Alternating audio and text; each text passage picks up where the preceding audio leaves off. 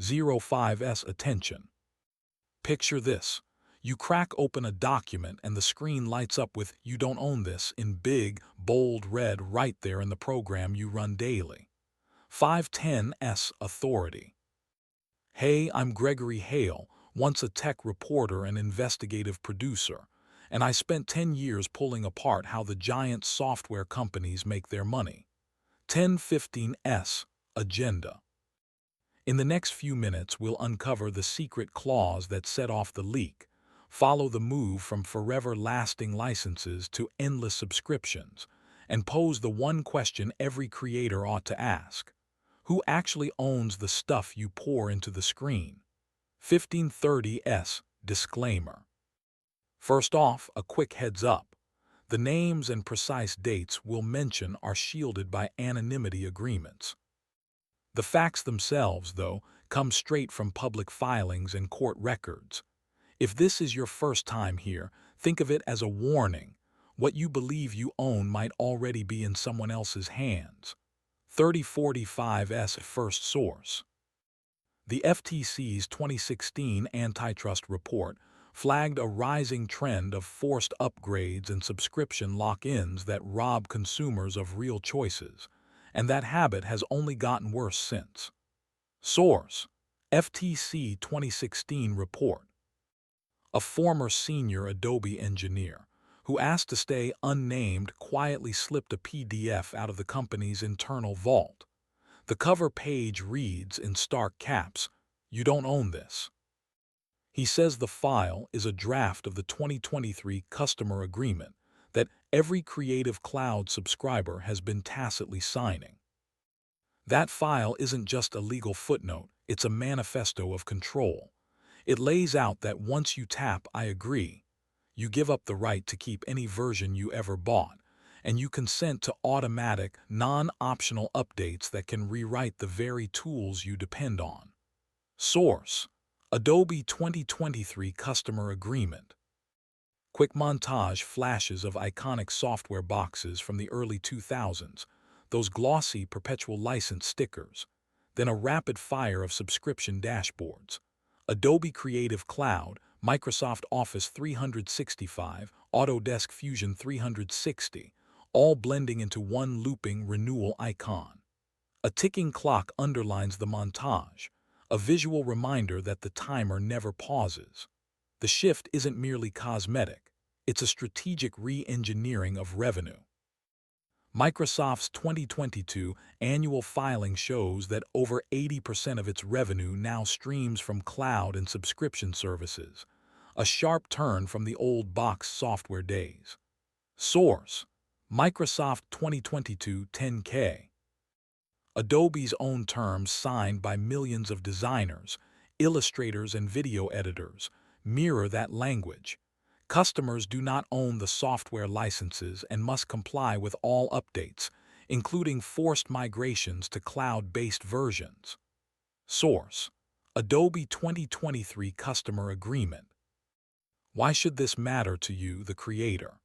Because when the software you rely on can be switched off, tweaked, or even discontinued without a heads up, the assets you built inside become vulnerable.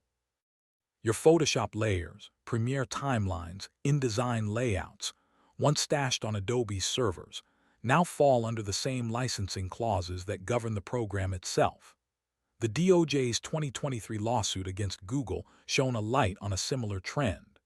Big digital platforms wield subscription models to squeeze out rivals and trap users in ecosystems they can't exit. That same legal logic applies to software vendors who bundle ownership rights with endless updates. Source: DOJ 2023 lawsuit. A 2023 academic working paper from the National Bureau of Economic Research dug into the macroeconomic fallout of this shift. The authors claim the subscription-centric model reshapes innovation incentives, often favoring incremental, revenue-driven tweaks over bold, user-driven breakthroughs. Source: NBER 2023 Working Paper. All of this boils down to one unsettling question. When you pay for a tool, Do you own the tool, or just a lease on a service that can be pulled at any moment? The secret file the ex-engineer leaked forces us to face that question head-on. Think back to the last time you exported a project, saved a PSD, or rendered a video. The file sits on your hard drive, yet the power to open, edit, or even view it hinges on a license that could be pulled tomorrow. If Adobe decides to drop support for a version or your subscription lapses, that creative work can become locked out, essentially orphaned. The stakes aren't abstract. For freelancers, a lost license can spell a missed deadline and a breach of contract. For studios, it can force a recreation of months of work on a new platform, balloon budgets, and erode client trust. For hobbyists, it can mean the disappearance of a cherished creative outlet. What's more, the legal wording is intentionally vague. The Adobe agreement says customers must comply with all updates, including forced migrations. Yet it never defines how far those updates can go. In practice, that clause has been used to shove users from Photoshop CC 2014 to the newest cloud-only release, stripping away the ability to run older executables on legacy machines. The FTC's 2016 report warned that such lock-ins limit consumer choice and stifle innovation. That warning has only gotten louder, yet the industry doubled down on subscription-only models, effectively making the warning the new norm. Source: FTC 2016 report. Now, the ex-engineer's leak is more than an internal memo. It's a public confession that the contracts we sign rest on the premise that ownership is an illusion. The phrase, "you don't own this," isn't a typo, it's a declaration of intent. As the montage fades, the screen holds on the red warning text, pulsing like a caution light. The voiceover drops to a whisper. If you think you own your creations, think again. The video now pivots to a deeper dive.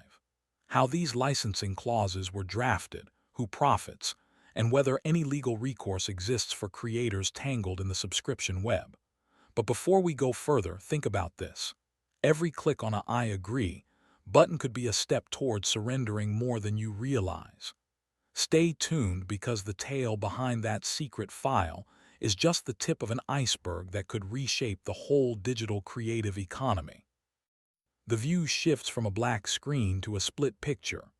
Left side shows a 2005 Adobe Photoshop box stamped "Perpetual License." Right side flashes a 2023 Creative Cloud splash that proclaims "Software as a Service." Back in 2005, buying a program meant you actually owned it. You cracked open the case, slotted in the disk, and that edition Photoshop CS2, AutoCAD 2006 became yours for good. No expiration date, no forced updates, no strings attached. That guarantee of forever ownership molded an entire cohort of creators and engineers. But today, that model is practically extinct. And the shift didn't happen by accident. It was a deliberate pivot, one that reshaped the way we make things, the way we pay, and who truly controls the tools we depend on. Let's walk through the timeline. By the late 2000s, Microsoft was already subtly nudging folks toward recurring fees. When Office 2010 launched in 2010, the company tossed in a limited-time deal: upgrade now or sign up later. But the real turning point came with Office 365's 2011 debut. Users could tap Word, Excel, and PowerPoint online, always fresh, but only while the subscription stayed active. Source: Microsoft 2022 10K filing. Fast forward to 2013. Adobe made the call: no more boxed software. The firm declared it would retire perpetual licenses for Creative Suite and move every user onto Creative Cloud, a subscription-only setup. They pitched the move as progress: seamless updates, cloud collaboration, fresh AI features. But behind the scenes, Adobe's 2023 customer agreement spelled it out. You don't own the software. You never did. Customers do not own software licenses and must comply with all updates, including forced migrations to cloud-based versions. Source: Adobe 2023 Customer Agreement. It wasn't just Adobe. Autodesk followed suit in 2016, phasing out perpetual licenses for most of its products. Revit, AutoCAD, Maya all shoved into subscription tiers. The message stayed the same: stay current or fall behind. Cut to a shaky-voiced freelance designer saying, "I paid $2,000 for Photoshop CS6 in 2012. 3 years later, Adobe told me I couldn't use it anymore unless I upgraded. My files, still there. My license, gone." This wasn't merely an inconvenience. It was a fundamental rewrite of the social contract between software vendors and their users. Where you once bought a tool, now you rent access to it. And with rent comes control. The economic shift was dramatic. By 2022, Microsoft said over 80% of its revenue came from cloud and subscription services, up from under 20% a decade earlier. Source: Microsoft 2022 10K. That's not growth. That's transformation. A company once defined by one-time sales now thrives on endless payments. And it's not just Microsoft. Adobe's Creative Cloud now pulls in over $19 billion a year, all recurring. Autodesk's subscription model has reshaped its entire revenue stream. These aren't anomalies. They're the new normal. A bar chart pops up: 2010 versus 2023. In 2010, 85% of Adobe's revenue came from perpetual licenses. By 2023, 99% came from subscriptions. The visual underscores the scale of change in under 15 years. But what about innovation? The firms claim subscriptions fund non-stop updates, better AI, faster rendering, deeper integrations. So, is this model really delivering more innovation? The data tells a different story. A 2023 NBER working paper examined 2 decades of software releases across major vendors. The findings: since the shift to subscriptions, the average gap between major feature updates stretched from 18 months to 36 months. Source: NBER Working Paper 31052. Meanwhile, forced upgrades linked to license expiration jumped 400% between 2010 and 2020. Source: FTC 2016 Report on Anti-Competitive Practices. Innovation isn't measured in cycles per year. It's measured in real value delivered. And when users are locked into a subscription, they can't opt out of a bad update or a bloated feature that drags down their workflow. Cut to a developer in a dimly lit home office. "I used to build tools that extended Photoshop. Now every update breaks my plugins. Adobe doesn't care. They control the platform, and they decide what's allowed." This control isn't theoretical. It's baked into the terms. When you subscribe, you agree to accept all updates, even those that strip away features you rely on. Adobe's agreement states, customers must comply with all updates, including forced migrations to cloud-based versions. Source: Adobe 2023 Customer Agreement. And it's not just about features. It's about access. In 2023, the U.S. Department of Justice sued Google, alleging anti-competitive practices in search and advertising. The underlying mechanism: leveraging control through subscription-like ecosystems to eliminate competition. Source: DOJ 2023 press release. While Google's case is distinct, the pattern echoes across software. Once a vendor dominates a market through recurring revenue models, they gain power to dictate terms not just to users but to competitors. The result: a software landscape where perpetual ownership is a relic, where users don't own what they pay for, and where innovation is secondary to recurring revenue. A final split screen. On the left, a 2005 Adobe Photoshop manual. On the right, a 2023 Creative Cloud login with a red banner. Your license has expired. You don't own this. The message isn't just legal, it's cultural. It's a quiet revolution, and once you see it, you can't unsee it. The second the engineer cracked open that Adobe source tree, one line of code froze him in his tracks like he just walked into a cold storage room without a jacket. Adobe Customer Agreement 2023. Customers don't actually own their software licenses and must follow every update, even when it forces them to migrate to cloud versions. That comment stares right out from the top of the License Manager module, the very first thing any installation routine hits before it even bothers checking your hardware fingerprint. This isn't some tired dev meme. It's Adobe's own 2023 Customer Agreement verbatim source, Adobe legal document. Slip that contract language straight into the code, and suddenly the legal fine print becomes code that runs every time you boot the program. The engineer followed the breadcrumb trail. License Manager enforce policy, check agreement. Every step shoots down the launch if that agreement flag stays unchecked, and the only way to flip that flag is through a live subscription ping. Translation: the program flat out refuses to fire up unless your account's paid and current. The fallout lands hard and fast. Picture a pro shooter who'd been keeping his archive on a shelf in his office, not in some cloud folder. He let his Creative Cloud subscription slide after a year of zero activity. When he tried pulling up raw footage from his own hard drive files he'd shot, edited, and stored himself, the program spat back one cold sentence: "Your license has expired. Renew now or kiss your files goodbye."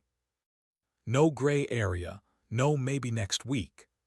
Either he ponies up for software he no longer needs, or he watches years of work turn into unreadable gibberish. The footage isn't gone. It's still there, but the format's locked tighter than a bank vault, and only a licensed copy of the software can pry it open. The FTC spelled out this exact game plan back in 2016, calling out forced upgrades and subscription handcuffs for what they are: tools that clip consumer choice and smother fresh ideas. Source: FTC Regulatory Report. Adobe didn't just clip choice. They turned a legal clause into a sentry that can lock the door on data you already paid to create. Buried in the same repo, the engineer dug up an internal memo stamped just weeks before the 2023 agreement hit. It's not subtle. Every future build must quote the customer agreement word for word. We're baking the terms into the binary so users can't wiggle around them no matter how clever they are. The memo doesn't apologize or tiptoe, it brags. That lock-in wasn't some accidental side effect. It was the whole point. Look a little wider and you'll see the pattern. Microsoft's 2022 annual filing boasts that over 80% of revenue now rides on cloud and subscription income, a pivot that signals the death knell for old-school software sales. Source: SEC filing. The DOJ's 2023 lawsuit against Google hammers the same nail. Dominant players use subscriptions to squeeze out rivals and control who sees what. Source: DOJ press release. Adobe's copy of the playbook lands harder when the tool in question is a creative workhorse. Creative pros bet their livelihoods on the files they generate, not the software that opens them. Treat the license like a property deed, and suddenly the program becomes the gatekeeper of that deed. A 2023 NBER paper crunched the numbers and found that subscription lock-ins tilt the playing field, making customers easier to milk and new competitors nearly impossible to launch. Source: NBER academic paper. The photographer's story is the human face of that spreadsheet. Then the engineer did the unthinkable. He pasted that snippet into a public forum. The response hit like a gong. Analysts started asking out loud whether Adobe's licensing scheme crosses the line the FTC drew almost 10 years ago. Legal minds warn that when contract language lives inside executable code, the line blurs between a private deal and a public utility. If code can deny access to data you lawfully created, regulators might call that an unreasonable restraint, plain and simple. The real kicker isn't the discovery itself. It's what that single clause can unleash: a monopoly engine disguised as a creative suite. Suddenly your work isn't yours anymore. It's trapped in a digital box that only Adobe holds the key to. As the engineer shut his laptop, the screen still glowed with that unflinching comment. The words "customers don't own software licenses" echoed louder than any alarm, bouncing around every studio where creators store, shape, and potentially lose their life's work, because a subscription lapse they could no longer afford. That hidden clause crawled out of the legalese and into the daylight. The damage is already spreading, and the next chapter may decide whether regulators step in, or let another wave of creators watch their portfolios get sealed behind a paywall. The move toward subscription only models is chipping away at digital sovereignty. When software lives up in the cloud, folks swap freedom for convenience, and suddenly the license turns into a lease that can be yanked at any time. The FTC's 2016 report cautioned that forced upgrades and lock-ins limit consumer choice and stifle innovation. Source: FTC 2016. Microsoft's 2022 filing reveals that over 80% of its revenue now streams from cloud and subscription services, a stark shift away from perpetual licenses. Source: Microsoft 2022 10K. Adobe's 2023 customer agreement bluntly says that customers do not own software licenses, and forces acceptance of every update, even mandatory cloud migrations. Source: Adobe 2023. The DOJ's 2023 lawsuit against Google shines a light on how dominant firms wield subscription models to squeeze out rivals and control access. Source: DOJ 2023. A 2023 NBER working paper finds that subscription licensing can dampen competition and tip bargaining power toward vendors. Source: NBER 2023. For creators, designers, and developers, the danger is real. Tools can vanish, files get held hostage by pricing, and output isn't freely movable anymore. That threat lives right inside the contracts we sign. There are alternatives, though. Open-source suites GIMP, Blender, LibreOffice hand you the source code, modifiable rights, and perpetual access. Open-source communities thrive on collaboration, pushing out regular updates without any lock-in. Perpetual license options still exist for niche products. They might cost more upfront, yet they dodge recurring fees. Legal advocacy groups are pushing for clearer ownership language and antitrust enforcement to restore consumer rights. Policy reforms could codify the right to own and transfer software, just like we do with physical goods. Backing these efforts puts pressure on corporations to honor true ownership. Choosing these paths gives creators the power to reclaim agency over their digital work. If you value control over your work, act now. Subscribe for deeper dives into the software economy. Share this video with peers and hop on the campaign for genuine software ownership rights. Together, we can reshape the market before the next forced migration makes our work inaccessible.